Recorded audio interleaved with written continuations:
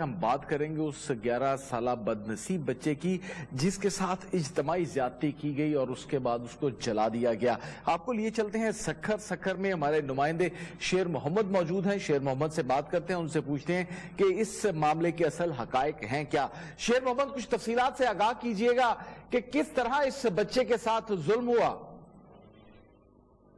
جی بالکل, یہ بچہ جو ہے سکھر کے سلطان آبادی کے علاقے شالیمار کا رہائشی محمد زاہد انصاری کا بیٹا فرح, اس کو 20 روز پہلے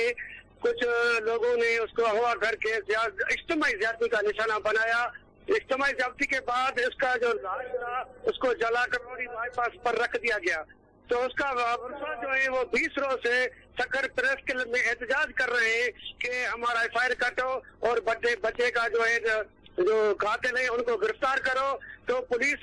جو ہے نا وہ بااثر لوگ ہیں, لیکن ان کا کوئی بات نہیں سن رہا ہے, نہ ان کا FIR ہوا ہے نہ کوئی کیس ہوا ہے. تو اس سلسلے میں عمران خان اور تحریک انصاف اور سکھر کے تمام سماجی لوگوں نے بھی احتجاج کیا ہے, اور اس کے ورثہ جو ہیں وہ روزانہ سکھر پریس کلب میں احتجاج کرتے ہیں کہ ہمارے بیٹے کو جس نے جلایا ہے اس کے خلاف FIR کاٹو. اور پولیس جو ہے حال FIR نہیں کاٹی گئی.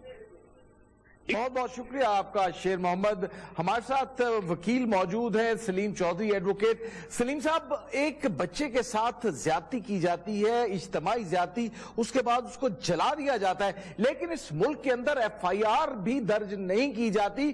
جو بیسک انفارمیشن رپورٹ ہے وہ بھی درج نہیں کی جاتی. کیا قانونی ریمیڈی اس بچے کو مل سکتی ہے؟ کیا اس کے والدین کو انصاف کے لیے کس کا دروازہ کھٹکھٹانا چاہیے؟ یہ روز جو احتجاج کر رہے ہیں کہ کسی طرح انہیں انصاف مل جائے, لیکن انصاف ملتا ہوا نظر نہیں آ رہا. رائے صاحب, یہ بڑے افسوس کی بات ہے اور مجھے بڑی تکلیف ہو رہی ہے یہ کہتے ہوئے کہ اتنا بڑا ظلم ہونے کے باوجود FIR نہیں درج ہو رہی ہے.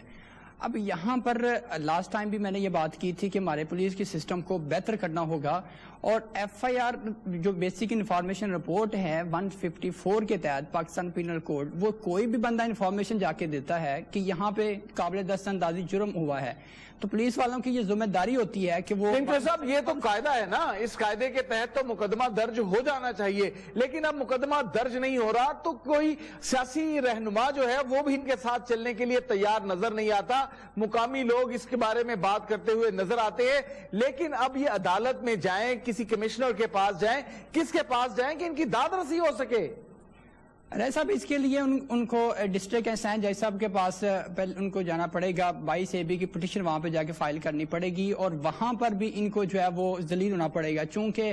اگر 22 AB کی پٹیشن کے لیے بھی وہ پولیس سے کمنٹس منگوائے جاتے ہیں اور وہاں پر بھی ان کو ٹھیک ٹھاک وہاں پہ ٹائم لگے گا. یہ ہمارے معاشرے میں جو ہے ظلم جو ہے اس کی انتہا ہو رہی ہے. ٹھیک ہے, اب اس طرح کے جو لوگ ہیں یہ درندہ صفت لوگ ہیں, مطلب انہوں نے ایک اتنی بڑی زیادتی کر دی ہے, ہر بندے کو یہاں پر ویزیبل نظر آ رہا ہے کہ یہ زیادتی ہوئی ہے, اس کے بعد جلا دیا گیا, اور فوراً FIR ہو جانی چاہیے تھی, اور جو بندے اس میں ملزم اس میں جنہوں نے جرم کیا ہے اس کو گرفتار کرنا چاہیے تھا. یہ یہاں پہ جو ان کی طرفداری کر رہی ہیں, یہ جو اس میں جنہوں نے ظلم کیا ہے لوگوں نے, وہ ان کے ساتھ بھی اس طرح کل ہو سکتا ہے, ان کے بھی بچے. ڈاکٹر صداقت ہمارے ساتھ موجود ہے. ڈاکٹر صاحب, ایک مختصر نوٹ کے اوپر اس سٹوری کے حوالے سے آپ سے میں پوچھنا چاہوں گا کہ انصاف دیتے ہوئے جب یہ نظر آ رہا ہے کہ اس بچے کے ساتھ ظلم ہوا ہے, زیادتی ہوئی ہے, ایک FIR درج کرنے میں اتنی زیادہ قباحت, کیا قانون اندھا گونگا بہرا اور بے ضمیر بھی ہو گیا ہے اس ملک کے اندر؟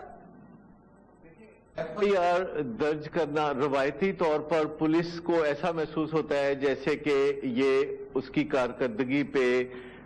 سوالیہ نشان ہے. جب جتنی FIR زیادہ درج ہوں گی تو پولیس سمجھتی ہے کہ وہ اتنا نکما کام کر رہی ہے, حالانکہ یہ اصل میں پولیس کی کارکردگی کا پیمانہ نہیں ہے کہ FIR کتنی کم درج ہو رہی ہیں. پولیس کی کارکردگی اس بات پہ ہے کہ جو FIR درج ہوتی ہیں چاہے وہ کم ہو یا زیادہ ہو, ان کا نتیجہ کیا نکلا, آخرکار ہوا کیا.